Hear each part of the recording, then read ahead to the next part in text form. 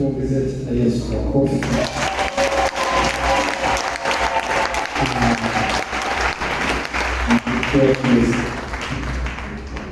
Hili kanisa na watu wa karibu, hebu salimia kama watu 3, 4, 5. Mwambie karibu tena kwenye kongamano. Unaweza kutembea kwa mwingine na mwingine tena. Kulibitayo nisaidie, jana nimeteseka kidogo, leo nitie moyo. Tunaendelea kwa askari wa Yesu, na leo tunatamani tukimbie vizuri na tupate muda mwingi wa kuomba. Tujifunze lakini pia tupate muda mwingi wa kuomba, na kuanzia leo na kuendelea pia tutakuwa na ile session pia ya maombezi. Jamani, Bwana Yesu asifiwe. Session pia ya maombezi tutakuwa nayo hapa kwa msaada na kwa neema ya Bwana aliye hai.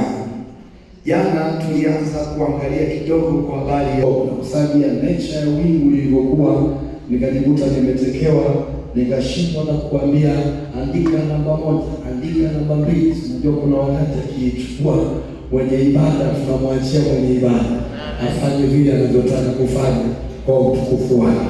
Sasa kwa haraka, ili sio lengo langu la leo, lakini nisaidie kuandika haya mambo hapo chini, then niingie kwenye kitu ambacho nataka tukae leo. Hapo chini andika nini sasa maana ya anga?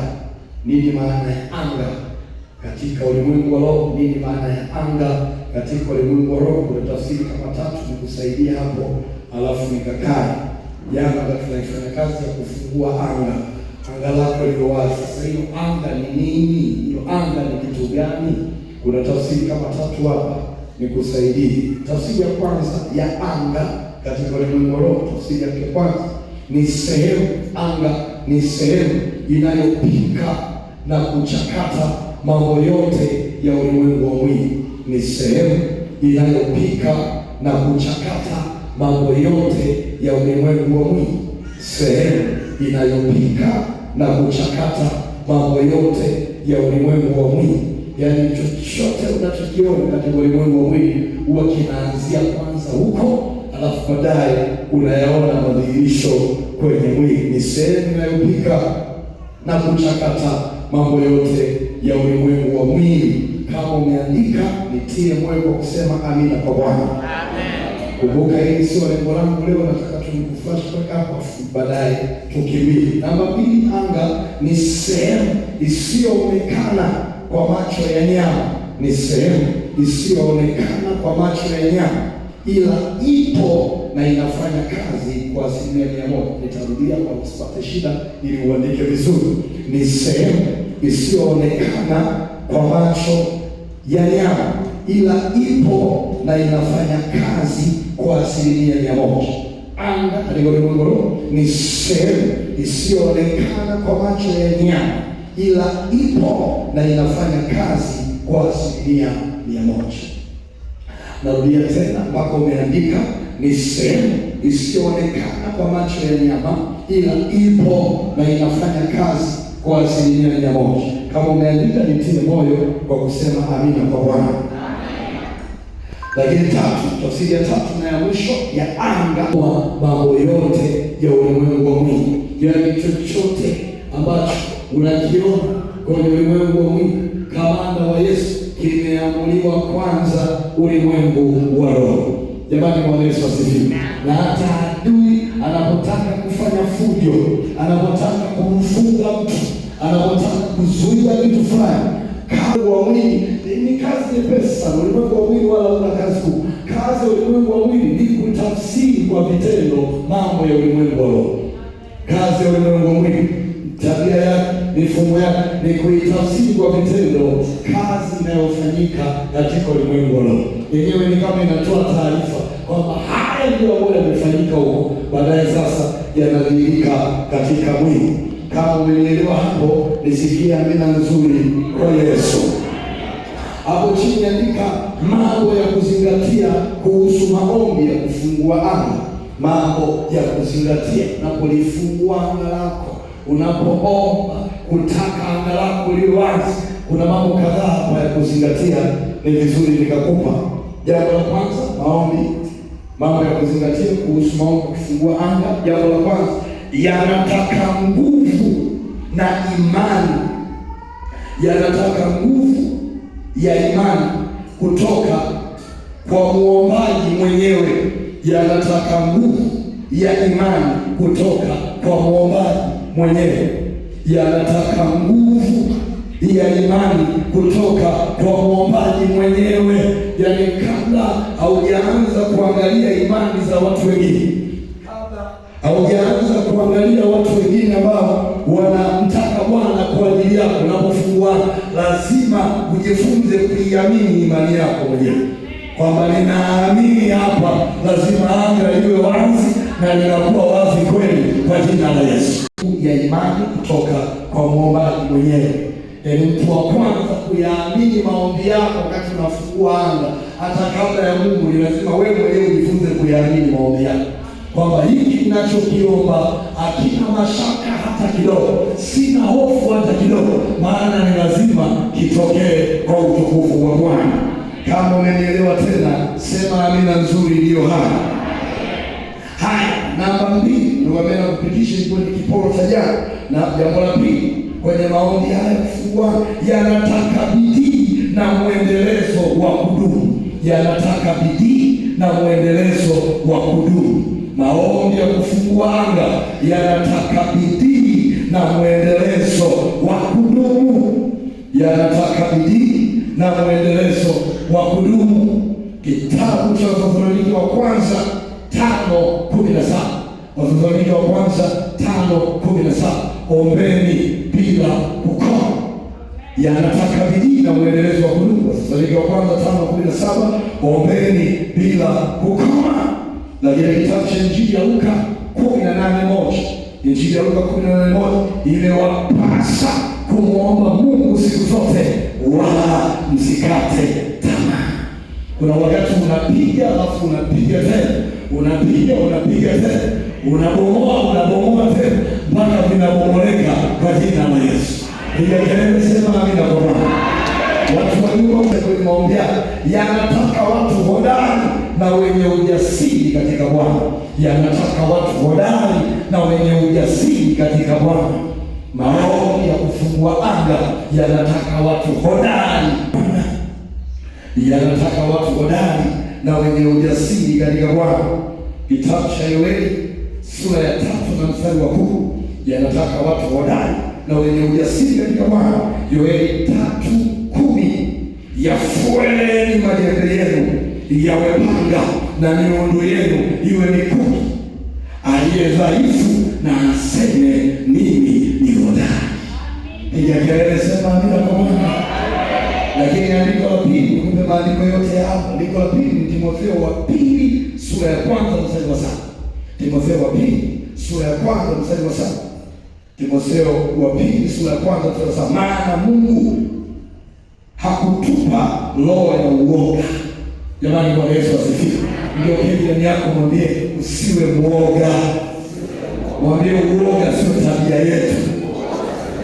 Hajakusikia, mwambie tena uoga sio tabia yetu. Mwambie sisi ni majasiri. Sisi ni maaskari. Sisi ni makamanda. Yaani hiyo komando wa Yesu, iwe jua, iwe mvua, iwe baridi, iwe joto, ukiwasha moto, hapo hakuna moto kuzimika mpaka vitu vimetokea. Piga kelele sema amina kwa Bwana. Na jana nilipopenda hapa ndani mpaka nikatamani kuna TV ya kibao. Na hapo tueleza ukianza ile maombi ya vile, usikae kama mgonjwa. Washa moto. Hatuwezi kufungua anga, unafungua anga, unapasua maanga ya wakika, maanga ya wasako, maanga ya Wanyakyusa, sio wazingua wahaya huko, unapasua anga, alafu unapasua kizembe. Eti achia, shetani, pigwa, shindwa, wewe au nitabia unaomba. Ndio pele yako mwambie omba kamanda. Nilimwona hata ujana, alikuwa mtu akijikatiza kombe akizama kofi jana huyu hapo mzee hapo sio kwa navunja nini hapo, akasema hii vunja vimesumbua sana sasa nimechoka. Alikuwa amekaa hapa, nilikuona. Unajua wakati unaomba sio tu Roho Mtakatifu anakuambia umeomba, lakini hata wewe mwenyewe unahisi kwamba hapa sasa leo nimeomba. Hapa sasa leo nimeomba. Hatuombi maombi kama haya kisista duu ile kibishi. Hiyo nevo shindwa. Kwa damu ya Yesu mimi najichoga. Amniwezi. Wewe. Unafungua tumbo unaomba. Wanawapiga vijana mabega kwenye maombi. Tuna mikesha ya moto ya nchi nzima hii kote huko. Hao vijana miaka 20 mpaka 40 hapa. Na ndio vijana wa moto mpaka 45 hapo ni vijana hawa. Wanajizeshanga tu kabla ya wakati. Na sipendi pia hiyo kitu mbele ikataa. Kuna watu wanajizesha sana. Waonanga mtu kutoka kabindi kana miaka 36 tayari tabia mtu mzima sana uzee huu. Yaani uzee huu tayari mgongo umeshaanza kulia pa. Wanamiaka 37 38 mgongo unalia pa. Sasa ikifika 60 70 hiyo mgongo utalia eti anamiaka 37 ameanza kujichosha. Hapana kwa jina la Yesu.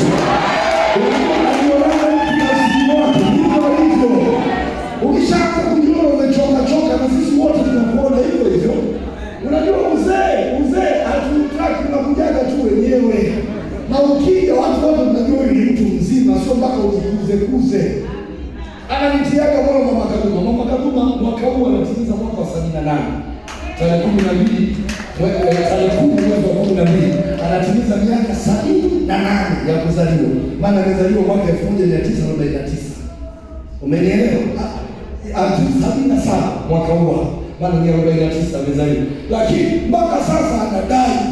Anajiona kama kadai.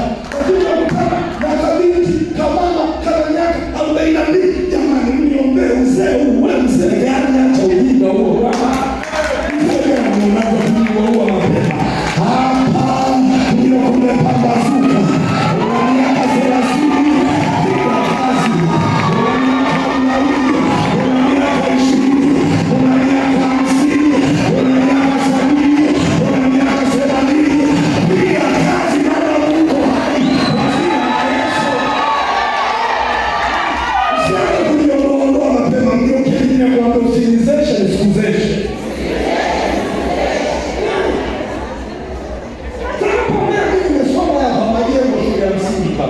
Nimesoma ni majengo shule ya msingi. Na wale ambao hawafahamu sisi ndio waanzilishi wa Iganzo sekondari. Hiyo Iganzo. Mimi nilisoma majengo shule ya msingi pale. Tulifaulu mbele sekondari tukawa wengi, baadaye wakatupeleka tukazingua madini kule Iganzo kule juu. Sasa mara moja nilitoka na tumejengea familia sasa kule tunawekea nyumba kule. Nikitoka nizaliwa nikasalimia kidogo majengo kule nilikokulia. Ukikutana na vile wale mabinti ambao wengine vilikuwa vidogo tu kwangu, wengine tulisoma nao. Kwa sababu waliwahi kwa sababu wanapenda kujikuza watu wa mbele, wanapenda na ukubwa mnajiuaga mapema. Yaani vingine nakumbuka nimeacha shule nyuma, mimi nimemaliza wao miaka 2 wao nyuma. Wewe pita, tusalimie si wakubwa leo. Ndio utakusaba kwa nini? Msije mjoke tena ndani yako kwambia usijizeshe.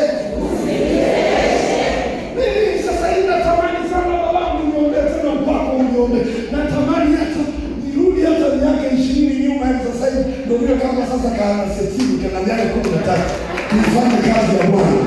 Alafu kuna watu wanajizesha.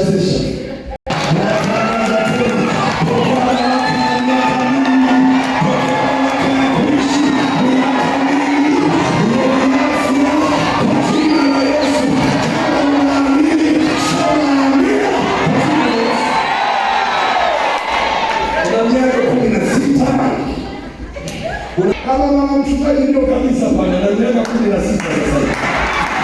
Kumepamba hivi. Nikaeleza naenda kwa Bwana. Kuna mtu anajengwa kwenye nyumba hii. Jamani, kuna mtu anajengwa. Kuna mtu anatekelezwa miaka mingi. Mwambie pokea afya.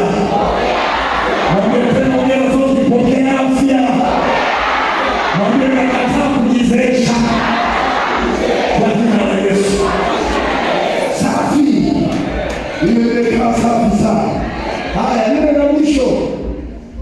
la mwisho, jambo la nne la kuzingatia kwenye maombi haya, haupaswi kuomba kilegevu. Haya maombi hayataki uombe kilegevu. Haupaswi kuomba kilegevu. Haupaswi kuomba kilegevu. Napofungua na kufanya vita, anga lako liwe wazi na vitu vikae sawa, hautakiwi kuomba kilegevu. Haupaswi kuomba kilegevu. Injili ya Mathayo 11 na ule mstari wa 12. Injili ya Mathayo 11 na mstari wake wa 12. Tangu siku za Yohana Mbatizaji hata sasa ufalme wa mbinguni unapatikana kwa nguvu, na wenye nguvu wauteka. Ufalme wa Mungu upatikani kijinini, unapatikana kwa nguvu, na nguvu zote za roho na za mwili kwa jina la Yesu. Piga kelele, sema amina kwa Bwana. Mimi hapa nimeandaa sadaka yangu nzuri.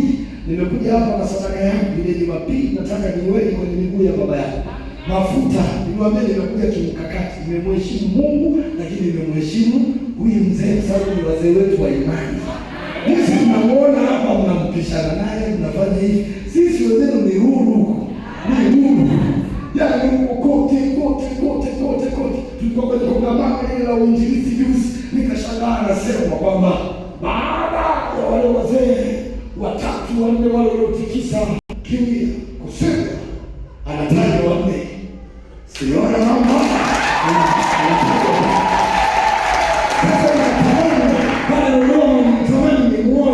Nimuone mzee amekuja namna gani? Sababu wazee hawa sasa ni adimu kwenye kizazi hiki. Ni wachache wamebaki, na nyinyi ni wafundishe, mtumieni vizuri. Ni wachache, yale kitua Dodoma kila mtu baba, hata tuweka tu mkono baba, hata tutamka neno baba, hata fanya hivi. Lakini nimejipanga, nimekuja na sadaka yangu. Ile Jumapili nataka atangaze baraka. Piga kelele, sema amina kwa Yesu.